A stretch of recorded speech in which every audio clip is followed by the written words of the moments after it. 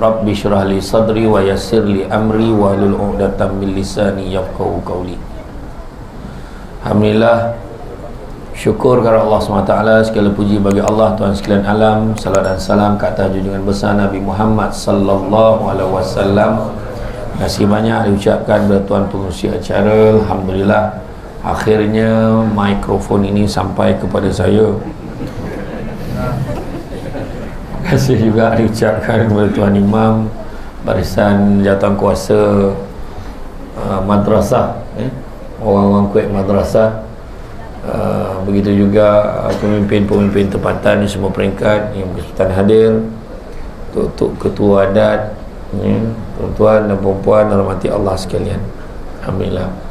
Tuan-tuan dan puan-puan sekalian, hari ini tajuk yang dipilih adalah kebahagiaan hakiki dunia akhirat.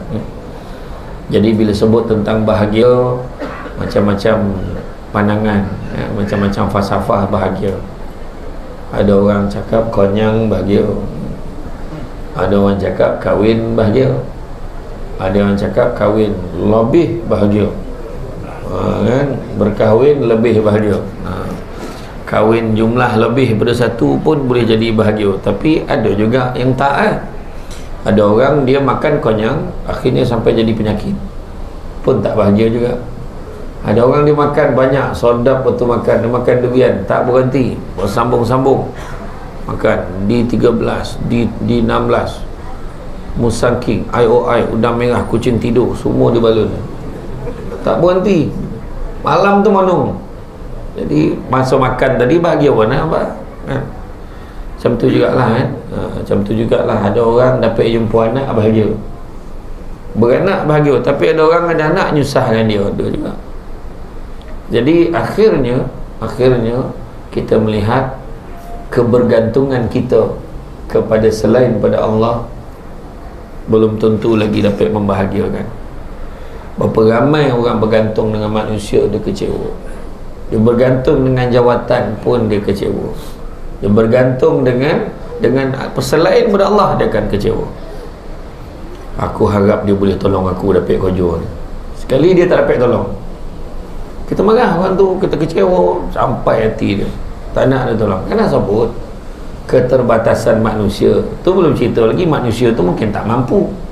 Mungkin manusia tu sendiri dia boleh tolong tapi tak digerakkan hati dia nak tolong itu, mungkin juga, kan? Jadi akhirnya kebahagiaan hakiki itu adalah apabila kita bersandarkan apa juga harapan dan kehendak kita kepada Allah. Faham tak kan? Faham tak tu kan? Jadi sekianlah ceramah hari ni. Tak susah awak, kan? Dah faham, dah jawab. Dia soalan tajuk tu macam soalan, kan? Tajuk tu soalan yang perlu dijawab. Kalau kita tengok manusia ni semua orang nak bahagia. Jadi bila sebut tadi kebahagiaan hakiki, apa pun hakiki, dah tentulah kita mengajar apa yang disebut sebagai syurga Allah, syurga yang Allah nak bagi kat kita, yang itulah yang membahagiakan. Kau rasakan dunia ini umpama syurga. Ada yang cakap itu kan, rasa macam berada dalam syurga pula. Perasaan kan?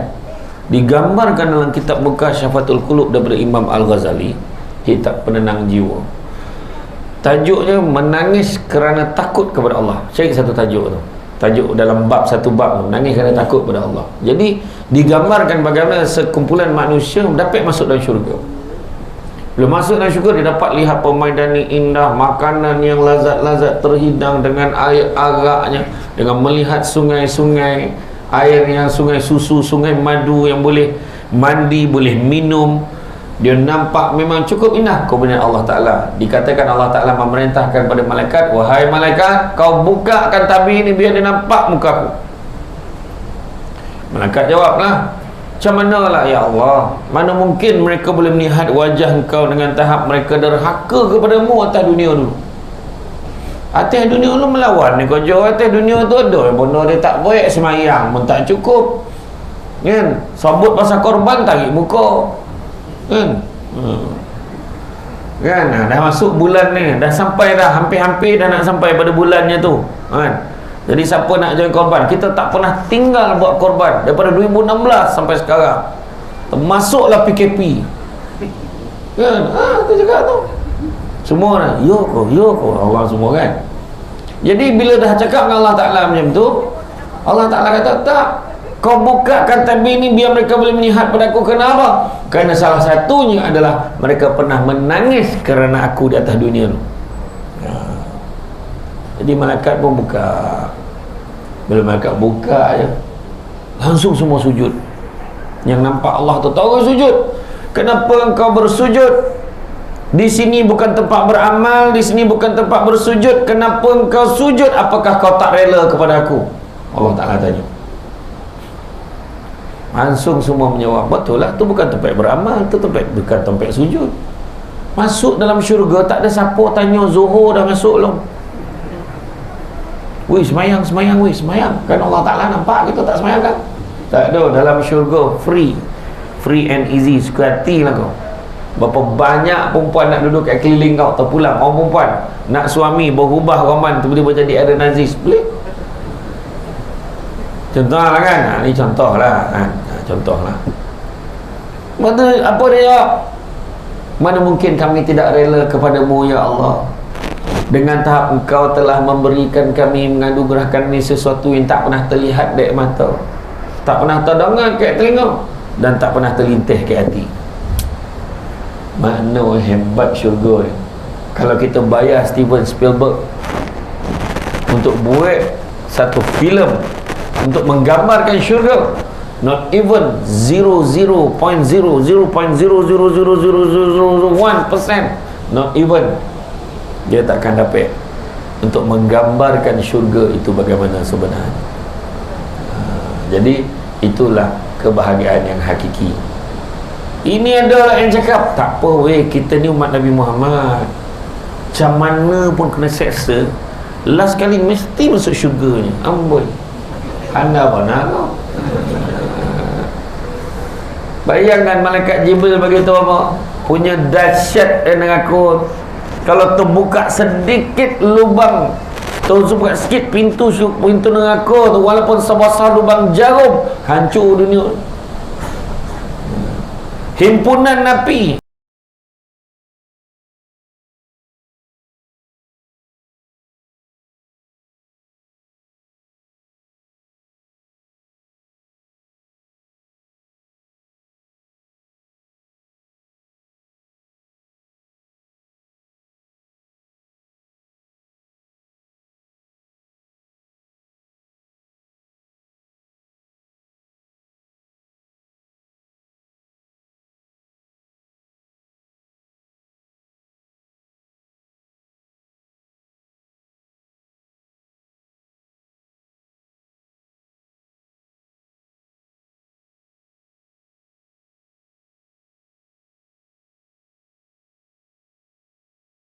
Jadi semua orang nak bahagia.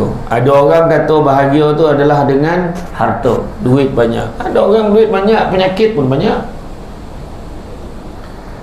Duit banyak ni, penuh dalam bank sejuta, tapi tangan macam ni,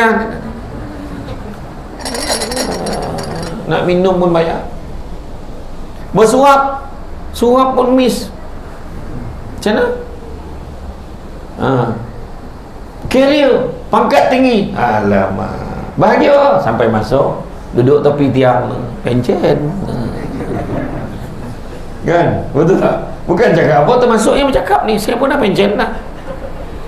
Ini pemain pengarah undang-undang ada tu, Syamsul Amri Ismail, pengarah undang-undang, legal advisor, siap driver, siap dengan PA, siap. Sampai masuk pencen, tunjuk kad pesara dapat 10% masuk hotel. Nampak kan muda ni tu, dah ada pencen sama. Hui, dia tu pengarah kau macam memang dia tu dia tu DO tu, kat pejabat tanah tu orang nombor 2 weh. Macam tu ada. Sampai masuk macam tu. Dengar ceramah kat ujung tiang. Siapa dulu DO tu? Dulu. Mana apa? Pinjaman sementara. Career, penyanyi. Siapa penyanyi boleh hebat sekali? Tanya. Sampai masuk Gegar Vaganza, mencungap minta nyawa nak menyanyi. Nak cakap apa? Menang pun orang marah, kalah pun orang marah. Macam mana dia boleh menang? macam tu kan. Yang seorang tu memang dia menang, dia memang dulu menyanyi tu. Contoh lah kan. Aduh yang bodoh. Pelakon, ingat tak dulu Roshamno, hero, sampai masuk pelakonnya dia ayah. Tak, bukan apa, saya dengan Abang Roshamno member, tak ada hal tu dah. Tapi bukanlah kata kita nak sampai masuk. Amitabh Bachchan dulu hero, sampai masuk jadi atuk kan, jadi ayah kan. Pelakonan ni kan, nampak masuk tu konyap kan. Tapi ramai yang tertipu. Imam Al-Ghazali kata digambarkan dunia ni macam orang naik kapal, berhenti kau jap kat pulau. Kat pulau ni kan hati-hati, dia kata kau kumpulkan bekalan sebanyak-banyaknya untuk kita sambung perjalanan. Jangan terpedaya dengan kecantikan yang ada kat pulau ni. Ada 3 golongan. Golongan pertama, dia tak peduli, lantaklah cantik kau, sedap kau, apa kau, semua dia kaut buat balik naik kapal. Yang seorang tu mana? Leko, lawa lah, cantik. Tiba-tiba dah tersana. Dah dokek dah nak balik ni. Kutip-kutip. Nasib baik dah sadar. Maknanya tu kategori dah nak pencen tu, baru dah pergi surau dengan masjid. Tak apa, tak. Jangan malu. Malu lah ustaz, dah tua pergi surau. Dah tua pergi madrasah, pergi masjid. Elok lah tu. Daripada sampai ke tua tak sadari. Masuk kategori yang ketiga, leka. Akhirnya terdengar semboyan kapal ni, lah dah panggil dia dah. Apa pun tak tahu. Seramai-ramainya manusia atas dunia bersia-sia, berjalan-jalan di atas muka bumi ni, tiba-tiba bila nyawanya dipanggil, baru dia tinjau dalam karung dia, masih lagi kosong, tak ada bekalan. Jadi tu sebab saya kata jangan kita sogan. Tu sebab Nabi minta tanda Nabi sayang umat dia. Ya Allah, umat aku ni jangan kau bagi umur panjang-panjang.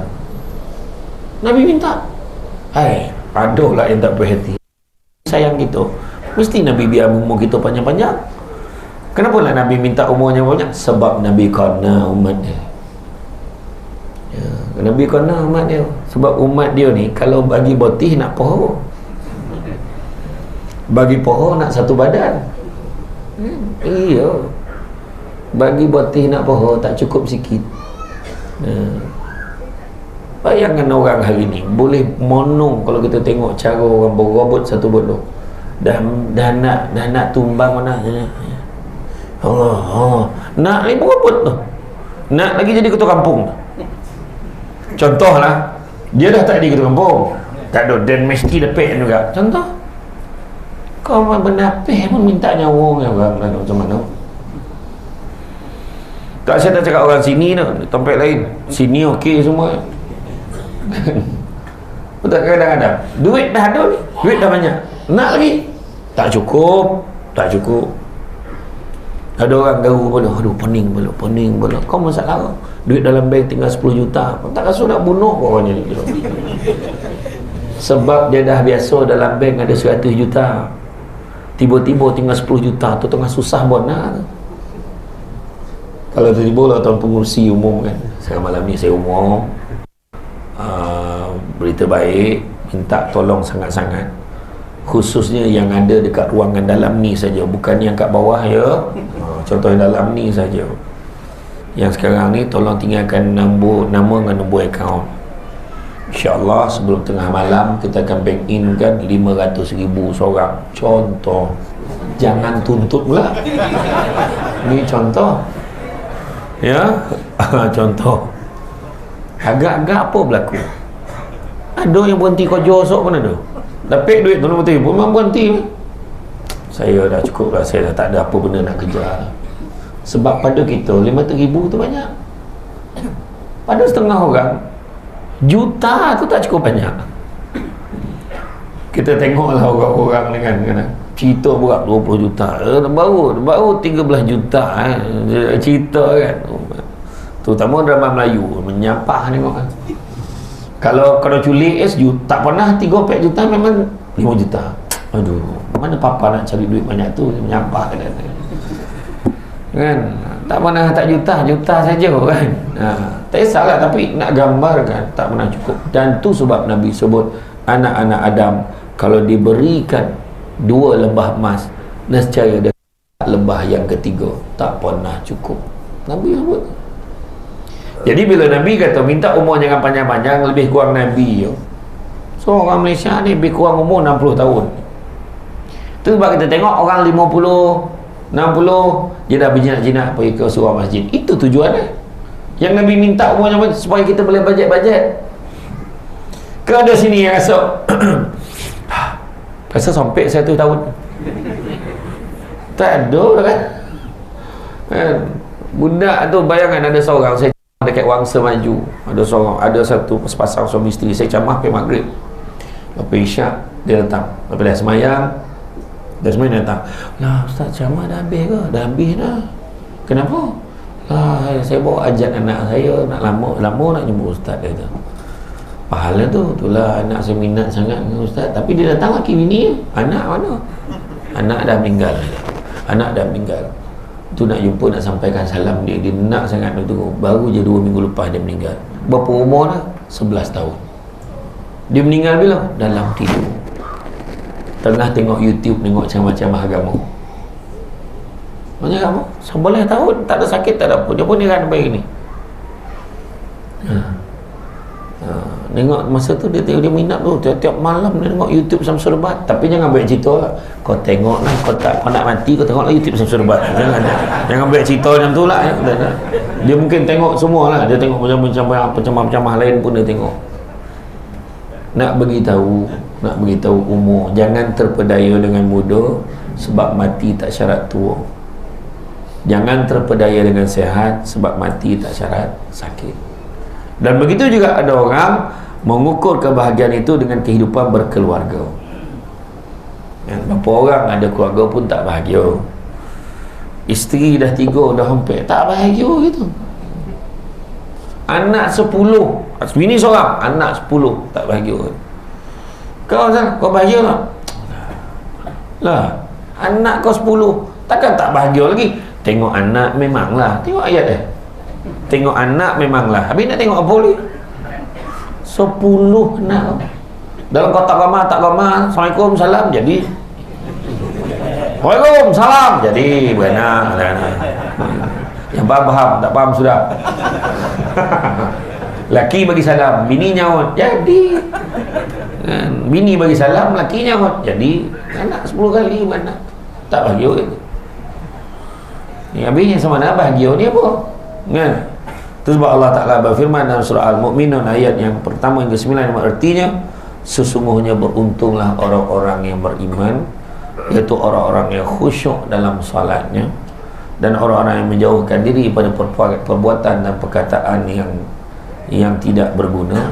Mana pertama, khusyuk dalam salat, bahagia, tenang, semayang bahagia, Allah semayang tenang, tak ada terkojak-kojak kan, bahagia.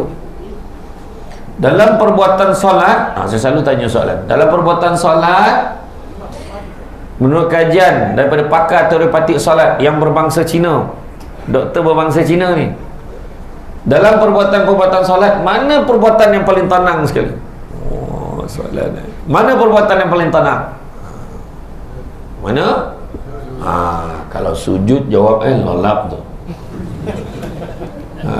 Tapi menurut kajian, betul lah kita rasa yang sujud tu tenang. Rupanya menurut pakar teoretik solat tadi, bila kita bangunnya daripada rukuk, Sami Allahu liman hamidah, berdiri sebelum turun ke tempat sujud tu, itulah waktu yang paling tenang sekali sebenarnya. Dan itu takkan dapat dirasa oleh orang yang berkecapui solat. Tahu berkecapui? Orang budak-budak Melaka sebut berdesuk. Laju betul semayang. Sampai Allah berapa rakaat tadi? Allah terlupa. Memang tak dapat lah. Tenang pun memang tak ada. Itu sebab tak kena relax betul-betul. Cari khusyuk dalam salat kan. Dan menjauhkan perkataan yang sia-sia, yang tak berguna. Buat apa? Cakap benda yang menyakitkan hati orang, buat apa? Esalah orang Melaka. Siapa cakap? Aku ni mulut dia jahat, hati baik. Tak ada mana. Kalau hati baik, mulut pun kena baik. Ya? Nabi baik, cakap pun baik. Nabi sampai satu tahap, bila Nabi marah, Nabi diam je. Nabi diam kalau Nabi berlalu tanpa bagi salam, makna Nabi marah betul. Walaupun reaksi Nabi itu tak nampak Nabi marah. Faham tak? Itulah tahap Nabi marah. Pernah satu ketika Nabi datang menziarahi Sayyidina Abu Bakar. Jumpa Abu Bakar. Berbual-bual datang seorang Arab Badui, tahap bodoh, dia tak perhati dengan Sayyidina Abu Bakar. Dihamun tuntang dia bagi Sayyidina Abu Bakar. Sayyidina Abu Bakar tengah burak dengan Nabi ni, berhenti dia pandang. Bila pandang, senyap Arab Badui tu. Dia sambung balik burak dengan Nabi. Bila sambung burak dengan Nabi, Nabi senyum. Dia sambung dengan second round. Arab Badui tuntang dia bagi semualah tahap bodoh, semua dihamun dah. Semoga pandang sekali lagi. Pandang senyap dia sekali lagi. Dia senyap, Nabi sambung burak dengan Sayyidina Abu Bakar, sambung burak dengan Nabi. Nabi senyum kali kedua. Masuk kali ketiga, Arab Badui ni dibalon lagi, tuntang dia bagi. Kali ni Sayyidina Abu Bakar tak tahan. Dia bangun, dibaleh balik cacian dan makian tu. Segala binatang yang ada kat kebun tu, daripada unta sampai kambing, semua sabut. Semua yang ada daripada sabut tu. Nabi Tauhid bangun, Nabi berlalu tanpa bagi salam. Barulah sama kasadah, oh marah betul Nabi ni kat aku ni, marah betul Rasulullah. Dia pun kejar Nabi balik, ya Rasulullah, apa yang kau marah mana? Kau beritahulah keadaan apa salah dan itu cakap jangan kau biar dan keliru. Ini terjemahan ni tak macam tu burak dia. Pernah cakap ni 9 nak Sayyidina Abu Bakar tu. Ya. Jadi dia kejar balik Nabi. Nabi pun beritahu, ketika kali pertama dia mencaci maki kamu, kamu diam dan kamu sabar, kamu teruskan berbual dengan aku tersenyum kerana aku ternampak seramai-ramainya malaikat mengelilingi kamu, mendoakan kesejahteraan dan keselamatan kamu sebabkan kamu bersabar. Masuk kali kedua, dia hamun kamu lagi, kemudian kamu terus bersabar, kamu sambung berbual dengan aku tersenyum sebab aku nampak bertambah-tambah malaikat yang mengelilingi kamu, mendoakan keselamatan dan kesejahteraan kamu. Tapi bila masuk kali ketiga, kamu balas balik cacian dan makian kepada orang itu, pada ketika itu aku terlihat malaikat tadi mengeji kamu dan tempatnya digantikan dengan syaitan dan iblis yang menggalakkan kamu lagi. Lampu lagi, bagi lagi, hamun lagi. Apa tunggu? Apa bagi ni? Kepala bapak semua keluar. Dan pada ketika itulah aku tinggalkan kamu tanpa memberikan salam. Itu sebab kita bila kita marah, kadang-kadang kita lepas semayang kan boleh fikir, kenapa aku marah macam tu sangat tadi. Kita macam seolah-olah macam tak sadar, sebab setan ni membisik kat kita ni. Kan, tu sebabnya bersabar tu banyak faedah. Biarlah orang nak cakap apa cakap lah, jangan kita cakap benda-benda yang tak elok. Bulan puasa, bayangkan ada 2 orang perempuan berburak cakap benda tak elok, mengumpet pasal orang, mengumpet punya teruk sampai jumpa Nabi. Ya Rasulullah, boleh tak izinkan kami berbuka Rasulullah? Haus sangat-sangat punya teruk, mengumpet pasal orang sampai berbuka. Orang perempuan sini macam tu tak? Macam tu tak? Tak. Makna dia mengaku ngumpet cuma tak berbuka. Kono juga dia jawab dengan gurau je. Tak, orang sini tak. Walaupun tadi dia ngumpet sama serubat, ngumpet je tu. Tinggi orang ni weh. Aduh, tak cakap. Ayah, salah pula kita tinggi banding dengan dia yang rendang dengan macam mana kan. Dan orang-orang yang menunaikan zakat, orang-orang yang menjaga kemaluannya, jaga kemaluannya apa? Jaga maruah, jaga apa? Tidak terlibat dengan maksiat, kecuali terhadap isteri-isteri mereka atau budak yang mereka miliki. Mana dah ada bini, jagalah elok kan. Maka semuanya mereka dalam hal ini tiada tercela. Barang siapa yang mencari di sebalik itu, maka mereka itulah orang yang melampaui batas. Dan orang-orang yang memelihara amanah-amanah dipikulnya dan janjinya, itu pun orang bahagia. Dia jaga amanah dia betul-betul, jaga bahagia. Jadi benahari tak ada singgit pun yang dia benarkan benda yang tak berisi. Dia tak benarkan benda yang ejas-ejas, tak dapat dah, dan tak ada nak ejas-ejas dah. Mana dia? Tunjuk kan, mana-mana belanja yang kau keluarkan tu, baru dia boleh bagi. Contoh lah. Orang pun marah kan dia, banyak cekadak macam duit mak ayah dia tu. Sebab bukan duit mak ayah dia lah duit macam tu. Dan akhirnya tak apalah, kalau dah macam ni, saya lepaskan jawatan saya. Dia pun lepas jawatan saya dengan bahagia. Tentulah. Khalid Al-Walid, Panglima Angkatan Tentera Perang. Sampai satu ketika Saidina Abu Bakar kata, cukup Khalid Al-Walid, kau rehat, kau jadi tentera biasa, bagi dia ni pula jadi panglima. Menangis gembira. Alhamdulillah, tak payah jadi panglima lagi dah. Ui, beban borek betul rasa kita hari ni. Dengan ni diumumkan ketua kampung dia ni pula, siap kau. Siap kau. Jawatan ketua lorong pun marah. Bukan jawatan apa pun, bergaduh untuk benda tak ada apa-apa lah kadang kan. Heran betul. Benda ni berlaku kat semua tempat kecuali Bukit Rambai. Tak ada. Ya, taman apa? Rambai Utama. Oh, lagi tak ada. Sini tak ada. Saya dah cek dah tak ada. Benda macam tu tak ada. Tak. Kau dah baik-baik lah. Apa kan gaduh kan? Kau tengok cedakan kan? Duduk sama. Ada, tengok semua sama. Ni pangkat macam-macam. Ada yang pangkat tinggi, ada yang gaji. Tak ada ke tulis kat notis tu dekat banner tu. Dijemput hadir pada semua yang berpendapatan 3,000 ke atas. Mana ada? Golongan B40 tak boleh datang. Mana ada? Sama yang kita di sisi Allah ni sama. Malam ni jom tengok. Yang pangkat-pangkat wakil DUN pun ada. Mana pegawai wakil DUN mana? Ada wakil DUN mana? Dia pun duduk bawah, saya duduk atas. Ni contoh lah. Tak nak tunjuk dia orang dah diri tu. Tak dia cakap betul kan?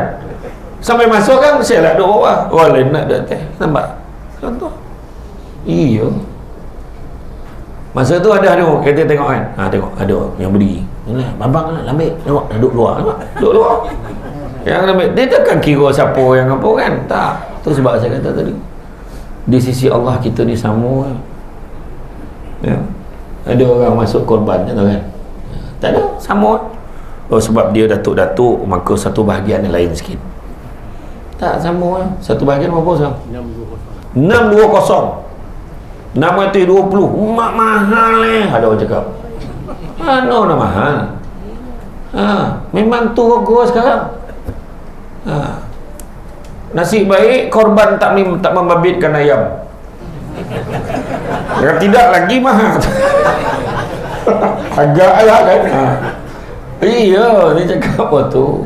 Ada orang agiu dia kata, kat Singapura satu korban ayam pun tak ada, tapi bekalan ayam tak pernah putus kita. Dia kata itu. Dia tulis dalam Facebook. Kat Malaysia, korban ayam banyak, macam mana boleh putus? Bangang punya perbandingan tu. Kau tengok lah berapa ramai orang Singapura berbanding orang Malaysia ni. Dia beli sikit kat Amerika, beli sikit kat Australia, beli sikit kat Thailand, tapi cukup lah orang tu. Kita ni umur kan? Dah lah kudung ayam tu, cuba tengok kat pasar raya kopak jual apa nasib ayam tu, cuba fikir. Yang satu tu pohon. Agaklah kan, untuk orang yang tak pandai macam tu lah cakap kan. Jaga amanah, jaga janji, insya-Allah. Dan begitu juga orang yang memelihara sembahyangnya. Jadi rahsia untuk mencapai kebahagiaan hakiki ni tadi apa dia? Pertama, jaga solat 5 waktu. Jaga solat 5 waktu, insya-Allah bahagia. Saya berbual dengan Datuk, bayang kan Datuk Seri Mahdi Bizaid Jenggut yang kahwin dengan Datin Eliza Helmi ni. Ya Allah, dia cukup jaga solat dia. Cukup jaga solat berjemaah tau, bukan jaga solat dia, solat berjemaah cukup jaga. Bayangkanlah waktu PKP Covid tu, dia boleh pergi minta jawatan nak jadi Bilal supaya dia repek pergi masjid. Marah kat mak, jangan ada duduk rumah, mak yang marah, baru dia cakap duduk rumah. Macam tu sekali lah kita hari tu macam mana kan. Baru tahu macam mana rasa kan. Tiba-tiba PKP, berjuta rakyat Malaysia tiba-tiba menjadi imam tanpa tauliah. Masa tu barulah kita sadar banyak batu surah dalam Quran selain pada inna ta'ina dan qul Allah. Ada seorang tu dia tak kisah ditutuh pada subuh sampai isyak, itulah surah tak ada kira dah. Ada yang abah tu dah sadap jadi imam lah. Anak bah ni dia orang semua tanya nak tunggu abah ke macam mana. Kita orang dah ambil wuduk ni, tunggu abah balik. Abah tetap jadi imam. Macam tu lah. Dan betul tak, kita pecah rekod tahun lepas, tak ada siapa pun tinggal tarawih. Tu cerita tahun lepas, 2 tahun lepas. Tahun lepas dah start boleh sembahyang tarawih dah. Lepas tu bila dah apa, dah godong tahun ni, orang dah tak nak dengar ke dah pengumuman esok raya ke tak. Dia dengar Menteri Kesihatan punya, dia risau tetap raya, dia nak dengar ayat tu. Langsung terlupa nak dengar nak bulan nampak ke tidak. Tak nak marah bulan puasa, marah. Kenapa Malaysia raya Selasa, Brunei Indonesia, apa lain ke nak bulan ada tengok? Sebelah aja kau buta kau orang ni, marah. Sekali umum raya Isnin, marah juga. Apakah gila dia orang Melaka? Entahlah ustaz, dah tak tentu nak mana lemak mana buluh. Dia kata. Macam mana? Itulah dia manusia yang gemar berkeluh kesah, jaga solat. Kalau jaga solat ni, maksudnya bukan hanya kita jaga, tapi laksanakan dengan yang terbaik mungkin. Nak mencapai kesempurnaan ibadah ada 4 perkara. Pertama, mesti dengan ilmu, bukan main ikut-ikut dia. Dia nak semua, dia tahu dah dengar. Dan antara kita dapat saf yang pertama lagi besar pahala. Saf, dia tak nak saf belakang, saf depan. Orang tak ada mana-mana tu, zap dia belakang imam. Imam terlupa pula ayat malam tu. Dah haro. Law anzalna hadzal qur'ana ala jabalin la ra'aitahu khashi'an dah jadi. Dia kat belakang. Ada kau ke? Kawan sekolah. Tolonglah kau belakang imam. Yang ni orang tapi tolong tu. Siapa usul baca berapa banyak dia kan? Kalau keluar Allah tak ada, dia lupa dah. Salah kan? Ada cerita sebab tak ada ilmu kan? Ataupun tengah duduk belakang imam, terkeluar pula pada imam itu angin yang tidak diundang. Kentut imam pun kau tepi, mufarakah belakang kau tepi. Apa jadi? Yang belakang kena buat apa? Kau depan nak ganti. Dia orang pula, woi batal woi kontut. Apa bando itu? Sesio kerja. Sebab ilmu tak ada. Ada seorang tu. Komat. Terus main subuh, saya jumpa ke RNR. Komat dek. Allah Akbar, syada la ilaha illallah wa la syarikalah, hamdan abduhu wa rasuluh. Sudah. Kau nak baca khutbah ke apa man? Pagi lo ni. Aduh, paning sebab apa, ilmu tak ada. Mana belajar? Tak tahu tanya. Ada yang tanya. Ni lembu 7 bahagian. Okey. Kalau saya boleh, saya ambil 1 bahagian. Bahagian apa saya dapat lah? Haro yang menyaga rumah esok lah kau. Ada tanya. Sebab apa? Ilmu. Kan? Yang kedua, ikhlas. Semayang ni bukan sebab pada tujuan-tujuan tu. Yang ketiga, tindak tanduk dan perangai menjadi baik, menggambarkan sempurna ibadah dia. Semayang ngompek laju. Kau tahu tak? Ya Allah, kenapa JK kita lah. Dia kalau lagi slow bisik itu, lagi mendalam mengasyur. Ya kowe. Ya. Yang baru sampai pula automatik. Apa cerita? Kan? Orang lelaki tak macam tu lah. Dia tanya, apa hal weh? Dengar-dengar je. Orang lelaki tanya tu orang. Kan? Orang lelaki macam tu. Bukan perempuan sini dah. Tempat lain. dekat Rambai Bukit. Bukan Bukit Rambai dah, nama lain. Okey. Jaga solat, kan? Malahan amalan yang pertama yang akan dihisab dan ditanya oleh Allah Subhanahu Wa Taala akhirat besok adalah solat, kan? Jadi tindak tanduk perangai patut lebih baik bila kita bersolat. Dan yang keempatnya adalah niat. Mesti dimulakan dengan niat. Inna a'malu bin niat. Niat penting. Sebab Nabi sebut, "Man yuhajir fi sabilillah yajid fil ard muragaman katsira wasa'ah." Barang siapa buat sesuatu niat dia kerana Allah, maka dia akan mendapati bumi Allah ini tempat hijrah yang luas dan rezeki yang banyak. Niat penting. Wa man kanat hijratuhu ila dunya aw amaratin yankihuha fajratuhu ila ma hajara ilaih. Barang siapa yang niat dia berhijrah, berubah itu kerana dunia atau kerana wanita yang dinikahinya, nescaya manfaat hijrahnya sesuai dengan apa yang kita tuju. So kita nak apa? Itu kena penting, ya. Allah berfirman dalam surah Al-Baqarah ayat 238 yang artinya peliharalah semua solatmu, dan berdirilah untuk Allah dalam solatmu dengan khusyuk. Itu pertama, jaga solat. Kalau dulu solat lah, dulu tak solat, sekarang solat. Bila kata jaga solat, dulu tak solat, sekarang solat. Dah solat dah, habis itu lepas solat, dulu solat lambat, sekarang solat awal waktu. Dulu solat awal waktu dah, tapi semayang seseorang. Semayang berjemaah. Semayang berjemaah pahalanya berapa kali ganda daripada semayang seorang? Oh, semua sebulat suara. Tak ada yang berbeza pandangan tu. 27 kata kan. Tak ada sebenarnya. Dalam 20 lebih lah Ustaz, tapi tak ingat berapa. Tak ada. 20 tapi tak lebih 30. Tak ada. Kan? Semua tahu. Tapi tetap tak ramai. Sebab apa? Sebab pahala tak nampak.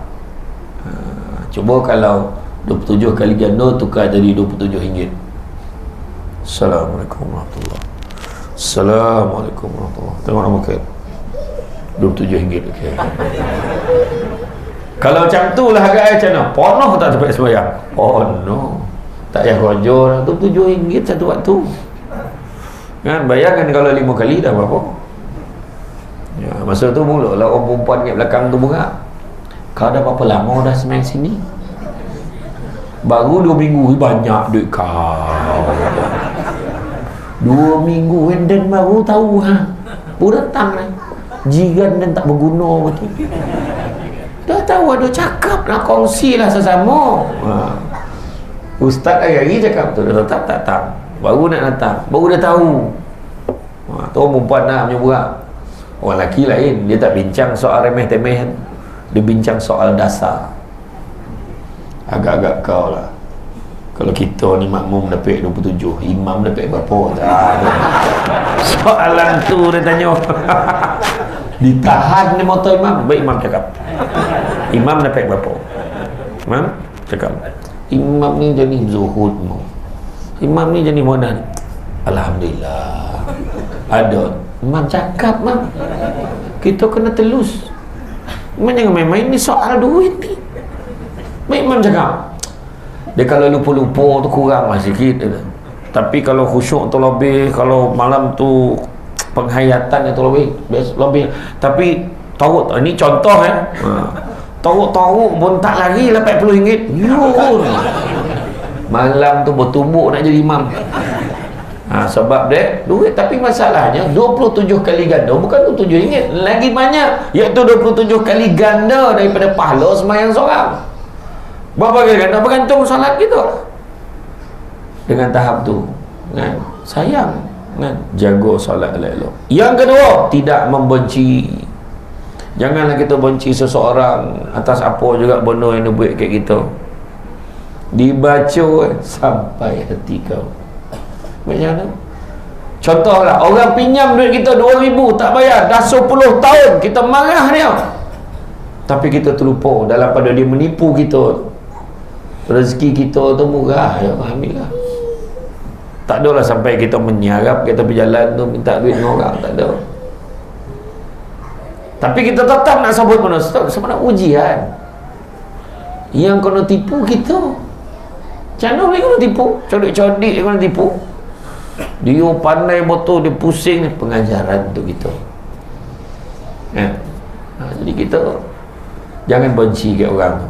Nabi ajar kita jangan bencikan kepada orangnya, bencikanlah kepada perbuatannya. Ya, ni ya. Orang tu mungkinlah dia jahil kan, tapi harapan kita janganlah kau baik kat orang lain pula macam tu lah. Akhir zaman ni memang salah satu tanda orang yang memberi hutang segan dengan orang berhutang.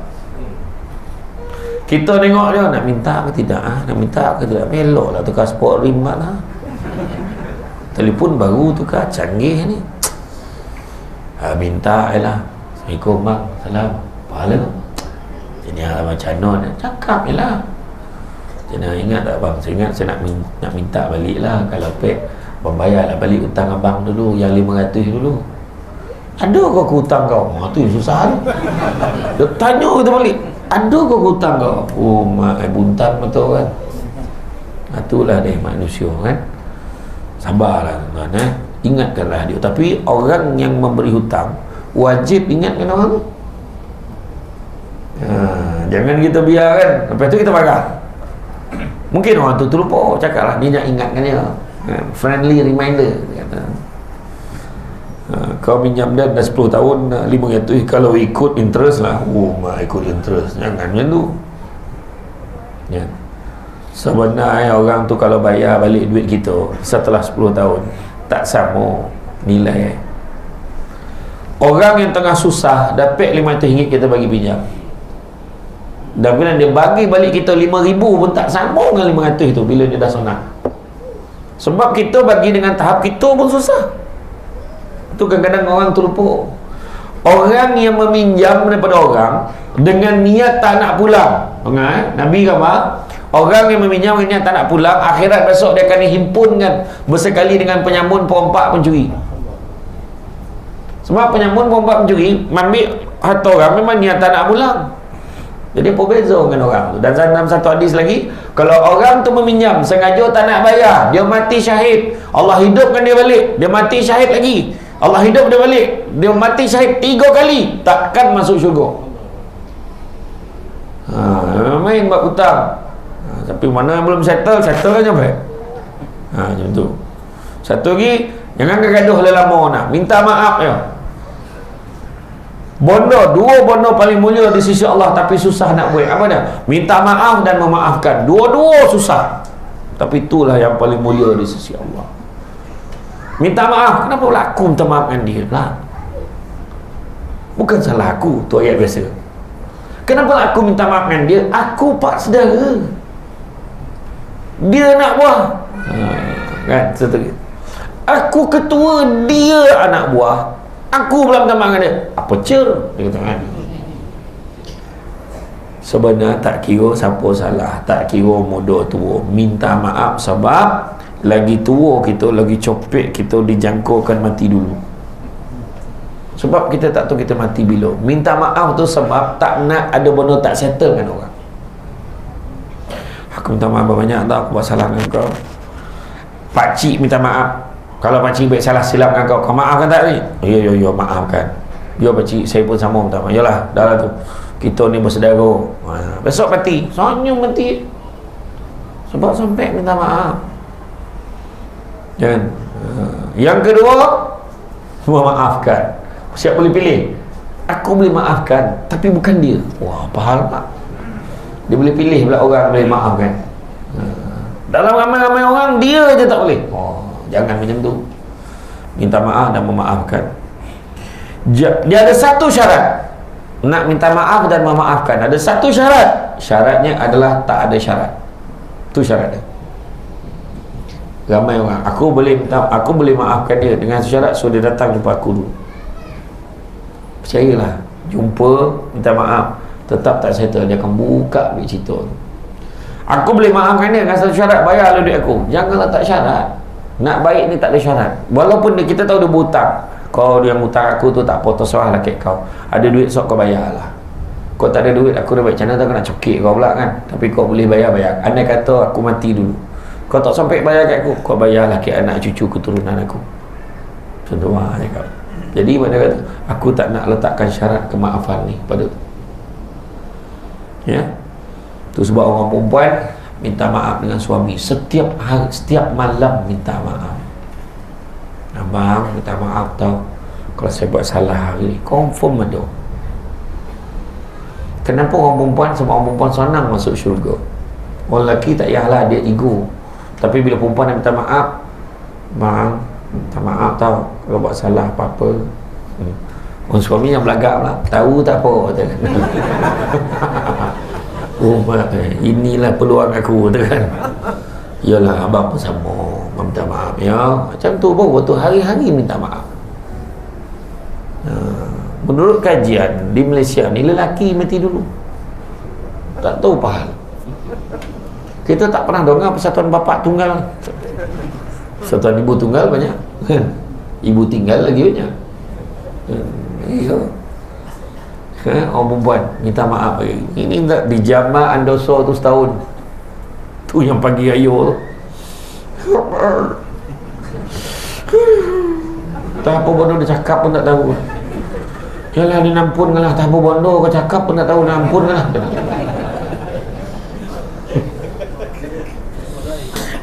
Itu ambil dia abang 1,000 lah. Dah laki lah kau, bila dia.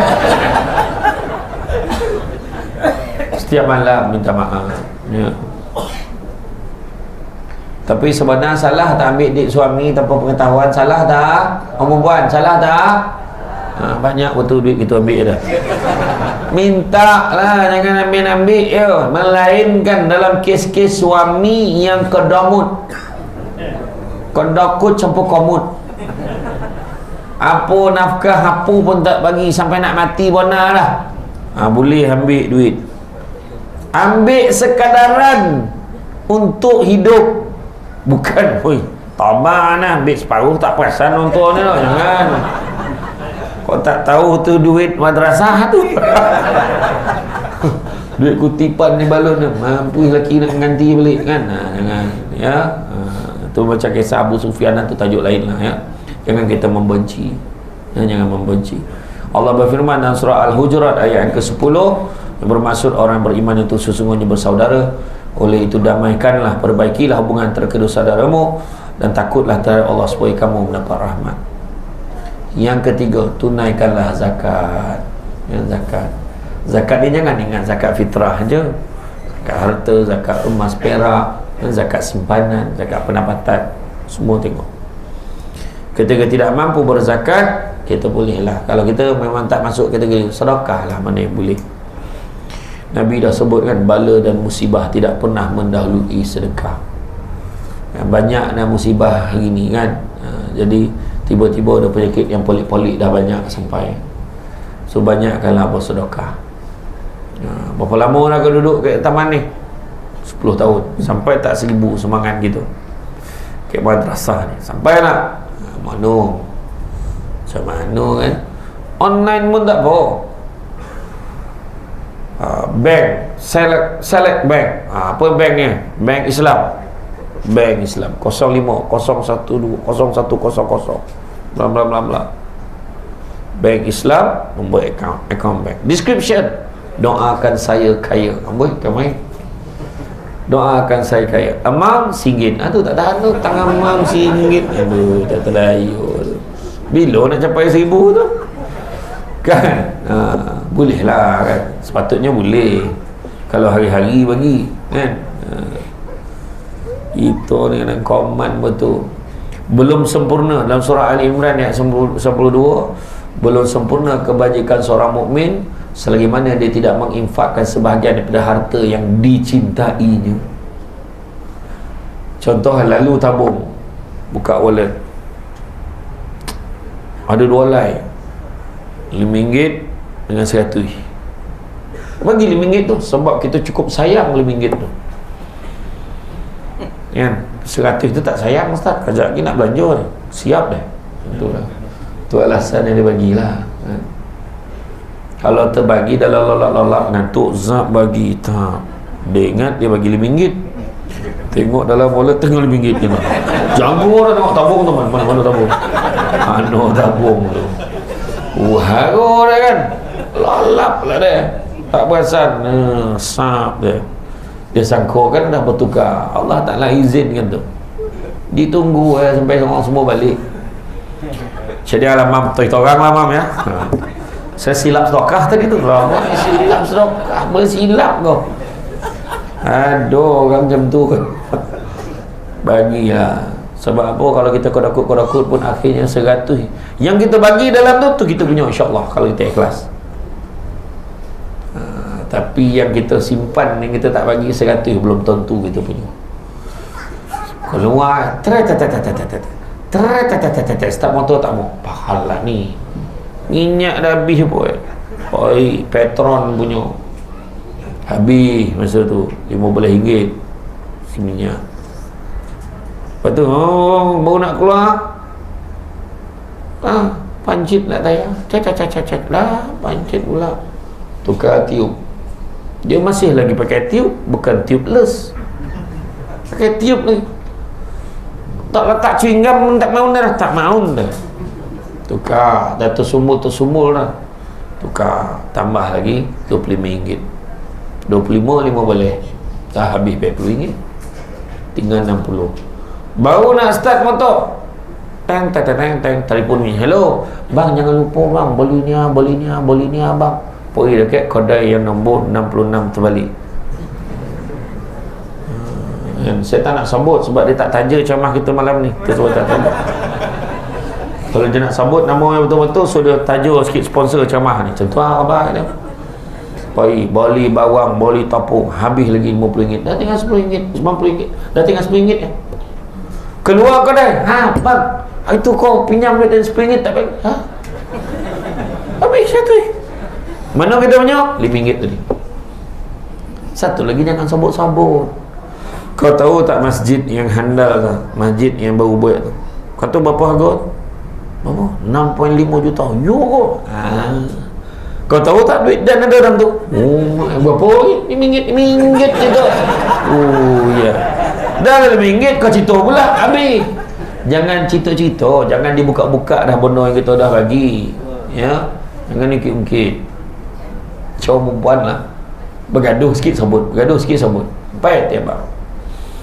Puas dah. Dulu abang ingat tak waktu abang susah tu, duit siapa pakai, pahala habis, malaikat padam, mari pinjam RM5,000 habis.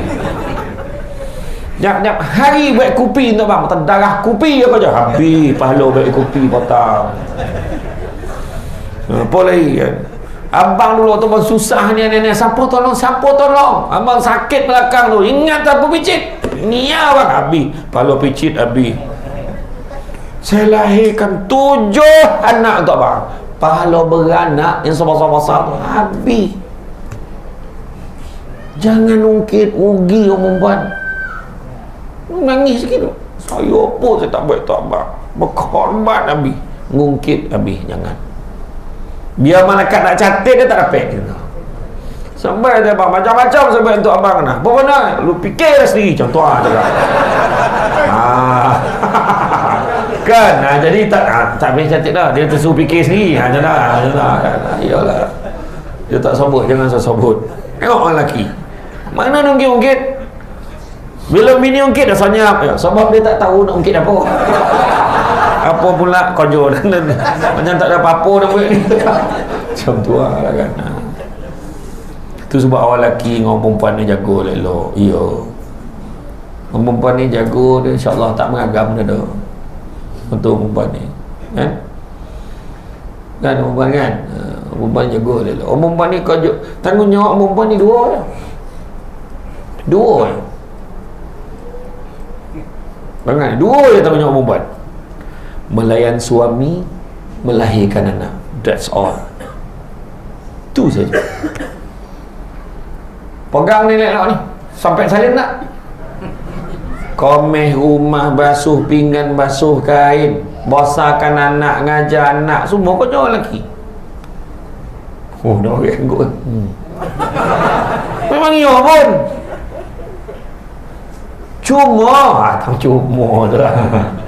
Cuma orang perempuan dengan penuh rela hati memangku tugas suami, buat kerja-kerja ni semua, walaupun tu tugas suami. Itu sebab orang perempuan kalau tak mengungkit macam ni pahala syurga terus, tak ada roadblock.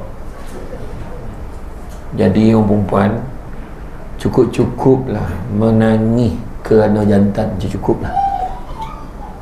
Ya, suami kata on tak on kata tuan, faham?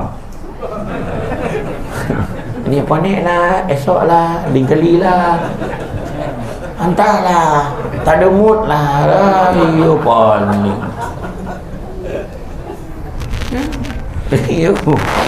Dia hate dengan laki-laki pun hate kali. Tu masalah tu.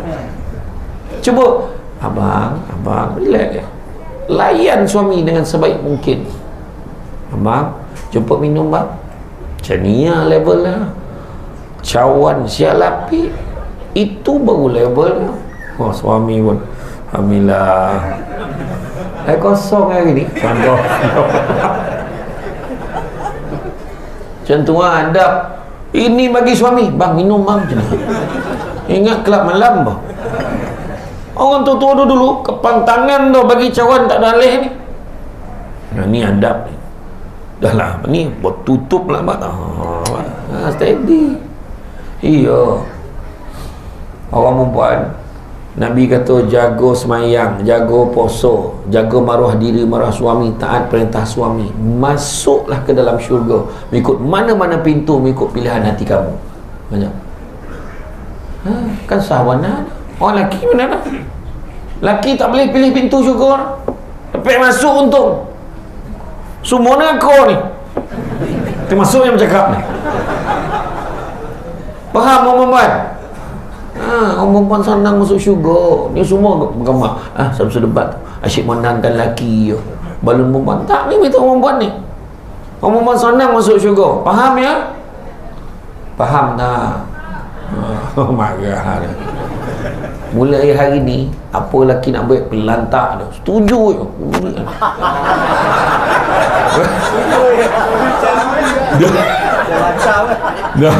Orang lelaki ni fikir macam tak.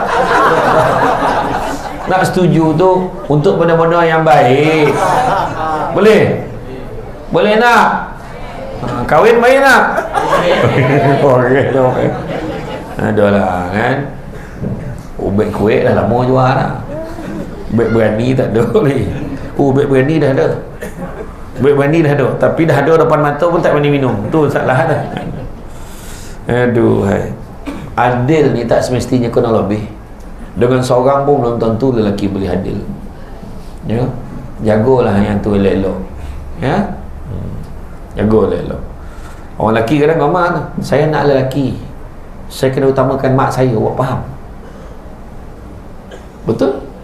Tapi dalam bab nafkah salah guna ayat macam ni. Bab nafkah tetap kena utamakan isteri dan anak-anak, baru mak. Ya. Yang mak jangan susahkan pula anak. Aku ni mak kau, aku yang lahirkan kau. Semua dia baca tak. Tetap anak lelaki, tetap anak-anak, tetap kena layan baik mak tapi tang nafkah. Apa ustaz, kalau gaji saya ngam-ngam je, takkan saya nak bagi isteri saya je? Kau patut fikir sebelum kau kahwin. Bukan dah kahwin baru fikir. Melainkan kecemasan darurat yang bulan ni abang tak dapat bagi duit belanja. Kenapa bang? Mak tak sihat, mak kena operate bulan ni, mak nak pakai duit rawatan mak tu, abang bagi kat mak tu. Abang, mak abang kan mak saya juga. Drama sangat. Mak abang kan mak saya juga. Tak apalah, suami dapat redha isteri tu, itu penting. Tak ada bahagian saya nak juga. Mak tahu bini tu kan. Tapi memang dia boleh minta, itu hak dia. Dan Allah Ta'ala berfirman dalam surah Al-Baqarah ayat 155, dan sungguh akan kami berikan cobaan kepadamu dengan sedikit ketakutan, kelaparan, kekurangan harta, jiwa dan buah-buahan, tanam-tanaman, dan berikanlah mereka berita gembira kepada orang-orang yang sabar banyak-banyak, ya. Kemudian menjaga kemaluannya. Perbuatan zina dengan benda-benda yang polik-polik lagi hari ni legebet. Saya tak nak sebut direct. kena ban pula, dia kan tak boleh keluar kan, kena block pula semua orang kan. Legebet. Faham tak kan? LG bird warning tuan-tuan. Tu yang melampau surah Az-Zumar ayat 53 Allah Ta'ala begitu, kul ya ibadiyallazina asrafu ala anfusihim la taqnatu min rahmatillah innallaha yaghfiru dzunuba jami'a innahu wal ghafurur rahim. Wahai manusia yang, wahai hamba-hamba yang melampaui batas, kul ya ibadiyallazina asrafu ala anfusihim, wahai hamba-hamba yang melampaui batas atas diri mereka sendiri. Betul dia, melampaui batas. Tahu panggil sanggup pergi Thailand nak sembelih ayam, menyembelih ayam ke Thailand. Faham? Naik tingkat atas, cari dia sembelih tu, dia kojokan ayam tu cukup. Sebab ke Melaka dia elok, sampai ke Thailand tentu panggil turun daripada pusat penyembelihan tu. Ada yang confused, apa cerita ni ayam? Dia pergi pusat penyembelihan ayam dan dikojokan ayam tu, keluar dari pusat penyembelihan ayam tu, perut dah lapar. Dia boleh tanya, kat mana nak cik roastan halal? Ayam kan polik ngojokan ayam tu, tak fikir tak menterdarah cari restoran halal. Jadi melampau tu, bawa belanja mahal sanggup pergi sana Thailand, jumui main clear tapai, melampau. Belum cerita lagi anak-anak yang menderhaka kepada mak dia. Salah satu tanda akhir zaman, tanda-tanda nak kiamat, seorang ibu menjadi hamba pada anak dia, anak menjadi tuan kepada ibu dia. Betul tak? Dah kan saya dah bayar mak 500 sebulan, jaga je lah budak tu. Banyak cerita pula, mak kau kerja dengan kau ke? Tak, kita minta tolong mak kita ni. Kalau betul pun kita minta tolong mak kita jaga, kita bagi 500. Mak ni bagi bulan-bulan ni mak bukan nak bayar harga mak dia, tak ada, tak terbayar jasa baik mak. Mak jaga saya pada kecil sampai ke besar ni, sekarang mak jaga anak saya. Terima kasih lah mak. Macam tu banyak cerita mak, bukan saya tak bayar mak. Kalau tak cukup mak cakap, ya ayat ya. Tu melampau tu. Itulah tanda melampau. Tu belum cerita lagi yang senapang sibuk nak jadi perempuan. Dah senapang lah. Dah elok-elok kat KLA pakai jubah, sampai ke airport pakai dekat Makkah pakai telekung. Siap cabar tak ada apa-apa jadi pun. Langsung PKP tak mau betul. Apa cakap apa tak jadi. Tapi saya difahamkan tu bukan orang Malaysia, orang Thailand, orang Australia macam tu lah. Saya tak ada hati pun nak beli apa nak kau apa suruh balik. Peduli apa kan, cerita apa, jaga kemaluan kita. Dia jadi tak malu tau, tak malu. Buat benda tu jadi tak malu. Pelik tak? Bila orang tu dah hilang rasa malu, dia rasa okey dengan benda tu. Parah. Yang wartawan pula ada satu kali tu keluarlah dalam surat khabar, buat liputan kehidupan ni, berkahwin dengan, ada seorang ni yang dah transgender tu, berkahwin dengan lelaki Mat Saleh. Saya interview dia, tak ada tajuk lain. Kau nak interview, kau nak menggalakkan kau, bahagia ke kat sana lah. Dua-dua jantan tu, senapang berlagu raket. Aduh, poning kepala kan, macam mana tanda-tanda kan akhir zaman. Anak itu kita tengok media sosial tu, budak tu boleh sepak ayah, sepak sambil lalu zap dia sepak ayah. Tapi minta maaf cakap lah kalau saya cakap dengan kau salah, terasa hati, minta maaf lah. Satu soalan yang orang tua-tua dulu selalu tanya, siapa ajar anak kau ajar tu ya. Dia bukan tiba-tiba nyepak ayah tu. Daripada kecil apa kau ajar? Macam tanggang. Nak apa bagi kan. Jadi sudah tu sebabnya didik anak ni 3 peringkat. 7 tahun pertama kata Saidina Umar, 7 tahun pertama layan anak seperti raja. Apa dia nak bagi? 7 tahun kedua, layan anak seperti hamba, bagi dia kerja, suruh dia tolong itu, basuh kain kau, basuh pinggan kau, suruh dia uruskan baju sekolah dia, komeh, buang sampah, boli barang, tolong mak ayah berniaga.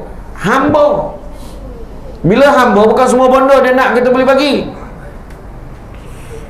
Lepas boleh tahun, layan anak seperti sahabat. Kita bersahabat dengan dia, berbincang banyak dengan dia. Tu Saidina Umar ini dilayan anak tu macam raja sampai umur 20 tahun. Macam anak. Dulu tak banyak cerita, sekarang banyak cerita lah. Dia boleh dengar ceramah tu. Kan? Kemudian bersikap rendah hati, jangan kita belagak, jangan kita sombong. Sombong ni penyakit yang berbahaya. Sombong ni perangai siapa? Sombong ni perangai apa? Syaitan. Kadang-kadang, dan bab sombong ni pula dia ada 3: ujub, riak, takbur. Tak sampai saya nak cerita semua malam ni. Jadi makna confirm kena panggil lagi ni. Basuh-basuh lah. Untuk tajuk tu saja. Ujub. Dia masuk sembahyang. Weh, tak ada orang sampai. Aku dah berapa malam dah, aku paling awal dalam hati. Ujub. Allahu Akbar. Bismillahirrahmanirrahim. Todonga bunyi sliding. Cek. Bismillahirrahmanirrahim. Berbunyi pula dia baca tu, biar orang tu dengar. Dah ada orang sampai dah. Dia nak tunjuk dia dah sampai. Riak. Bila dia bercakap, takbur. Kau perasan tak siapa paling awal datang akhir-akhir ni? Memang kau lah. Ya kau. Lah aku ingat baru hari ni. Agak kan. Dia azan. Allahu Akbar, Allahu Akbar. Sadap lah suara dia sendiri agak. Dalam hati ya? Iya, rendah hati. Jangan belagak, benda semua sementara. Suami, isteri sementara. Isteri I yang paling pandai masak asam pedas tau. Tak siapa boleh lawan. I tak main nak makan kedai ni, I makan kat sana, kat rumah, terhidang, sedap. Esok tu sama dia makan kat kedai dengan kita. Pahal kau? Oh, mak dah meninggal semalam. Macam apa? Suami I bagi I 2K sebulan. You ada? Lagak. Suami I bagi I 2K sebulan. You ada? Ada tak? Tak ada kan? Besok tu dijoget lelaki mati tercakit sudu. Abang habis mati. Hilang 2,000 sebulan. Jangan bang.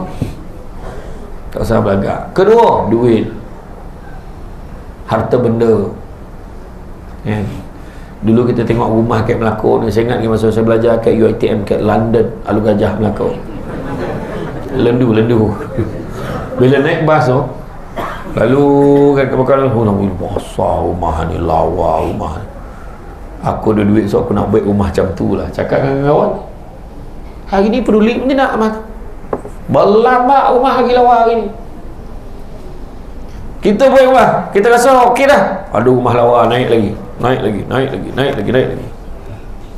Akhirnya sementara sifat dia.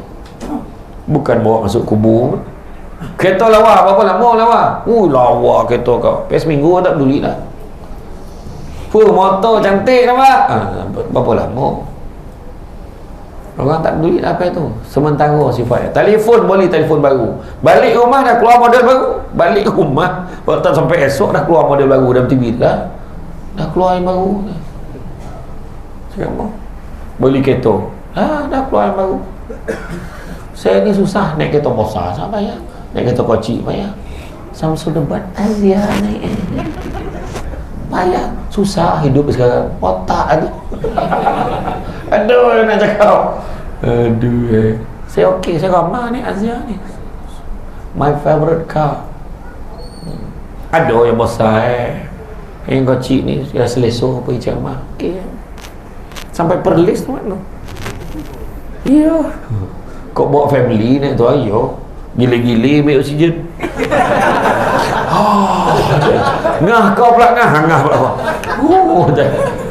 Tahu kan.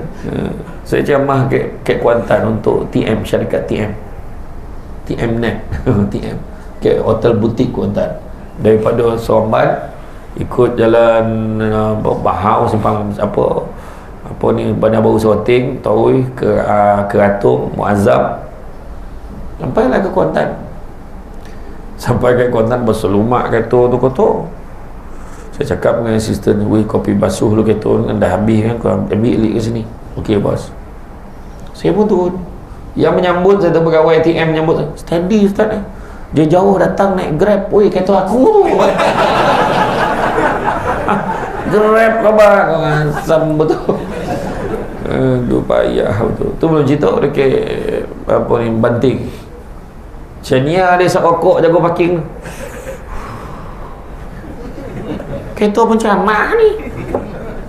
Dah Asia tak ada bagi masuk. Lah. Ulu kepala. Saya bawa penceramah, dia pun tunjuk, oh Ustaz macam ni abang apa. Aduh, payah betul. Naik kereta besar, oh belagak ada pauta kata. Payah. Aduh, yang penting dulian apa cakap kan, orang buat orang, tolonglah jangan naik motor hantar segi kerja, berkedut tudung tau, please.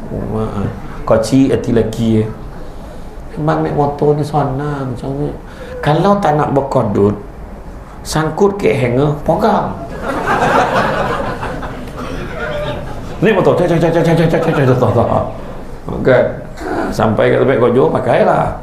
Iya, tak payah kita belagak. Bonus sementara tu kedua dari segi harta. Ketiga, kedudukan sementara. Kita dah cerita tadi, sementara. Jadi dulu masa kojo kan, oh daripada penolong pegawai jadi penolong pengarah, jadi pengarah. Ui, kata rasa tak ada dah kan, pasal-pasal benar. Cakap sampai masuk kita kau ambil keputusan, oh tak boleh ni tu. Ya. Dah tak tahu mana satu part time. Jadi pengarah kau ceramah part time. Banyak dah. Saya ambil cuti tambah gaji setahun. Tak cukup 1 tahun, bos dah panggil kojo balik. Banyak kojo ni, balik kojo balik 9 bulan. Lepas tu tengok dah terlalu banyak. Saya kata tak boleh, saya kena decide. Nak kojo, nak ceramah. Pilih. Akhirnya pilihlah ceramah. Itu yang kita jumpa selalu tu. Alhamdulillah. Tapi masa PKP tu haru kan, Allah Ta'ala uji gitu, padan muka tak boleh keluar semua. Dah haru. Saya tak pernah pasang mono ni, ceramah untuk Kementerian Pelajaran Malaysia, Pendidikan Malaysia. Saya tokan, saya pun berlari, itulah telefon, itulah juga buat live, itulah dia tungtang ceramah 2 jam, rupa kamera tak on. 2 jam 2 jam, la ilaha illallah, parah betul. Oh, yang orang kat Putrajaya pula tak start lagi ni. Yang PA dia telefon, PA saya telefon pula, kita tak nampak dia kena sana kan. Aduh, sudah potang tu, saya baik potang tu tak ada program, ceramah sekali lagi, baru on. Tapi cara tu macam pengumuman nak poso lah, pada hari ni je lah kan. Ada 2 tahun saya punya takut jolok ke mana tu, jolok hidung. Takut betul saya cukup takut jolok hidung. Swab test, janganlah aku kena COVID, ya Allah. Alhamdulillah tak ada. Ada program-program ke Astro, ada beberapa program yang memerlukan kita swab test colok hidung baru boleh masuk. Saya kata kau cari online. Dan tak keluar TV pun tak mau. Saya tengok di Instagram ada budak kena jolok mengulpu-ngulpu dah. Oh mampus ni kan, gila betul. Orang ni pula share yang tahu pula. Sekali nak kena pergi umrah tak boleh lah. Bulan 3 tu saya pergi. Lepas tu monong malam. Besok nak kena swab test ni. Malam tu monong. Matilah aku macam mana. Pergilah drive thru naik kereta kan. Sampai dekat lorong belakang klinik tu, sampai drive thru nak buat swab test tu. Saya buka cermin, rendah pula jururawat ni. Dia mandang saya ni. Wah ni mau digadak dengan.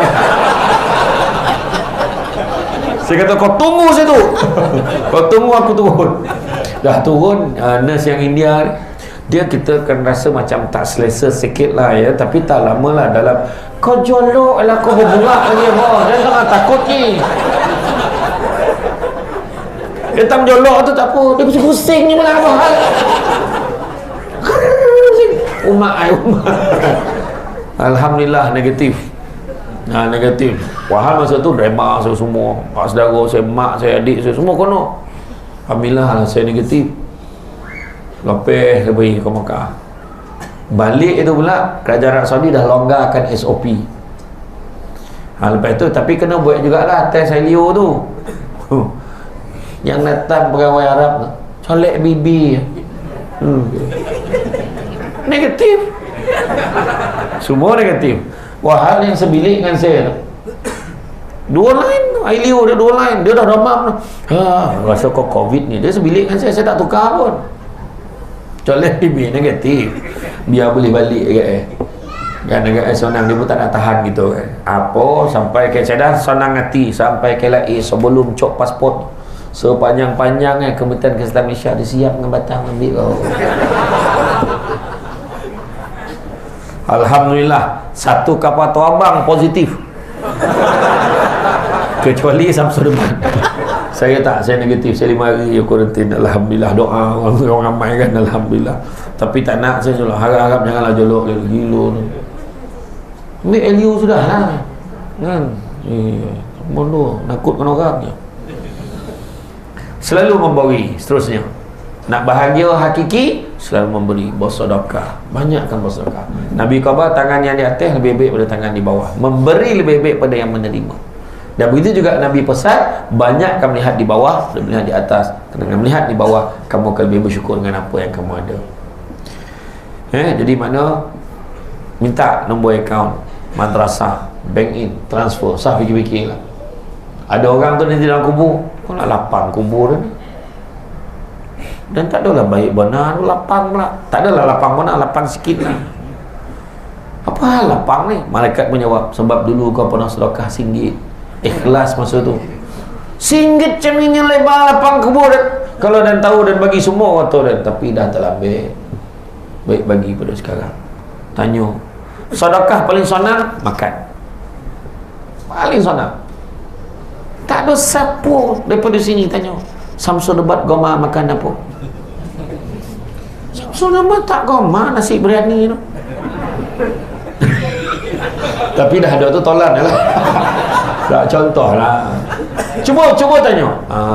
Ni nak tanya Samsul Debat kau makan apa? Dia senang kan, telur dadah kan. Ya ke? Okey. Sedekah lah telur dadah malam ni. Janganlah. Tapi kalau iya.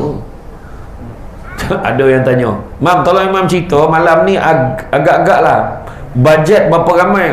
Contoh. Berapa ramai jamuan malam ni? Target berapa ramai malam ni jamuan ni? Berapa? Kita target 250. Macam tu lain kali lah. Tak jadi lah. Dengar 250 so tak jadi. Tuhan dia nak sedekah makanan tadi. Berapa? 250. Lain kali lah tu. Jangan macam tu. Tapi janganlah kedokut pun 250 tak apa. Saya bagi sebiji temikai, potong 250. Apa tinggal lah. Aku kedokut tu. Sikit lah. Ni ada temikai sebiji. Mana yang sampai, mana yang dapat lah. Macam tu kan. Malam ni bungkus tu kita target 250. Kalau ramai datang jangan kau cik hati tak dapat. Tahniah kepada madrasah boleh siapkan makanan bungkus itu. Saya jangkakan sebelum keluar ni pun habis ni.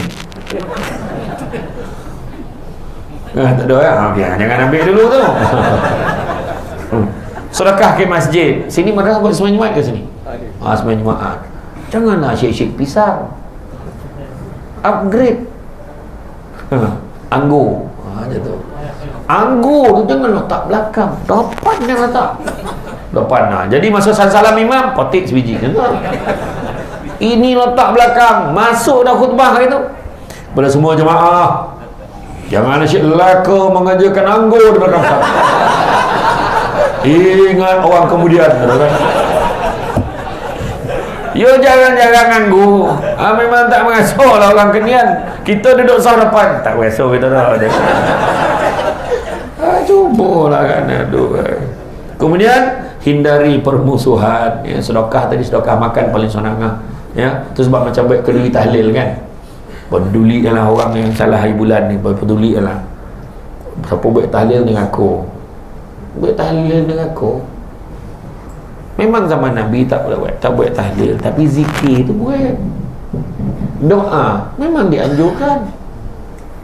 Dua pahala paling besar dalam kundi tahlil. Pertama zikir, kedua makan. Kita bagi makan niat. Sebab apa?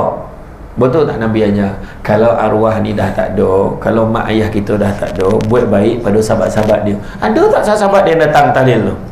Ada. Bagi makan semua kan? Niat untuk arwah. Apa susah? Baca Yasin neraka, tahlil neraka, baca Yasin 3 kali malam nisfu Syaban neraka, semua neraka. Zikir lepas semayang neraka tu. Yang tengok bola kalau mamak tak semayang semua syurga tu. Agak macam tu lah kan.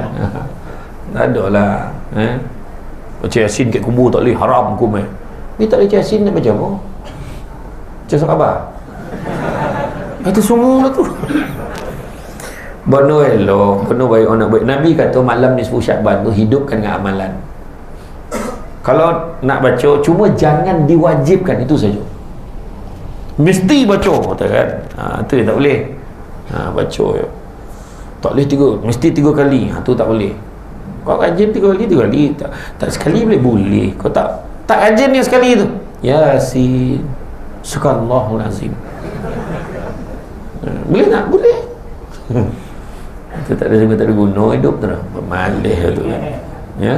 Dan seterusnya pesanannya dalam nak mencapai bahagia dunia akhirat, sabar, syukur, ikhlas, redha, tawakal kepada Allah. InsyaAllah bila kita ada ni semua, InsyaAllah sabar, syukur, apa tadi? Ikhlas, redha, tawakal kepada Allah. InsyaAllah bahagia hidup. Orang sabar bahagia. Mak ayah kita dulu, orang dulu, oh mak ni baik benar, orang tu dah buat kita macam-macam. Apa mak baik benar, kenduri nak pergi bagi orang tu macam-macam. Biarlah dia, Pak. Sabar. Bahagia mak kita bagi sudah. Anak-anak semua menjadi kan. Redha timur lah buat macam mana kan. Biarlah. Hilang duit mak ni, mak boleh relax buat macam mana dah hilang. Kau bising-bising makan boleh lepek balik. Redha. Ikhlas. Ikhlas ni tak harap dah balasan orang. Terima kasih orang pun tak harap. Tawakal. Syukurlah dengan apa yang ada. Seperti mana disebutkan dalam surah Asy-Syura ayat 20, disebutkan barang siapa yang menginginkan keberuntungan akhirat, maka Allah akan menambahkan keberuntungannya itu. Siapa yang kejar keberuntungan akhirat akan dapat dunia kan. Namun barang siapa yang mengejar keberuntungan dunia, nescaya kami akan berikan sebahagian saja daripada keuntungan dunia itu, dan takkan ada satu bahagian penutupnya di akhirat kelak. Jadi kepada nak kejar dunia apa sikit je, akhirat langsung tak dapat apa. Kejar akhirat, dunia pun dapat. Malam ni kan kita kejar akhirat ni, dengan macam semua akhirat. Nabi sebut barang siapa yang mengikuti jalan-jalan ke majlis ilmu, Allah akan menunjukkan, mempermudahkan jalannya untuk ke syurga. Amin. Mudah-mudahan. Jangan lupa hashtag pergi syurga balik hari. Taman syurga ni, taman syurga. Betul tak? Tapi alhamdulillah ada rezeki, dah sebut dah. Walaupun ada makanan, tak ada masalah. Dapat juga, tak ada, tak apa sangkut. Si biryani lah tu. Ya, syukurlah. InsyaAllah Allah bagikan. Allah janji apa? La in syakartum la azidannakum wa la in kafartum inna azabi lasyadid. Surah Ibrahim ayat 7. Syukur Allah lipat gandakan. Apa kita takut? Kan? Jangan bergantung pada manusia. Bergantung pada manusia kita akan kecewa. Kebahagiaan yang hakiki adalah mengejar keberuntungan akhirat. Ya? Betul Nabi sebut, anak-anak Adam kalau diberikan 2 lembah emas akan minta lembah yang ketiga. Tapi Nabi juga beritahu, manusia yang paling kaya adalah manusia yang merasa cukup dengan apa yang dia ada. Itulah manusia paling kaya. Itu sebab mak ayah kita dulu senang hati. Kereta tak ada, naik basikal pun tak ada. Jalan kaki jauh, relax ada. Senang hati. Allah Allah, dapat pula ikan koring yang apa tu, ikan seluang tu yang goreng garing-garing tu dengan kicap umat sadat. Dulu kenui kenara dapat tolu tu, ya Allah seronok, berdoa minta lah tolu ni cair, cek kicap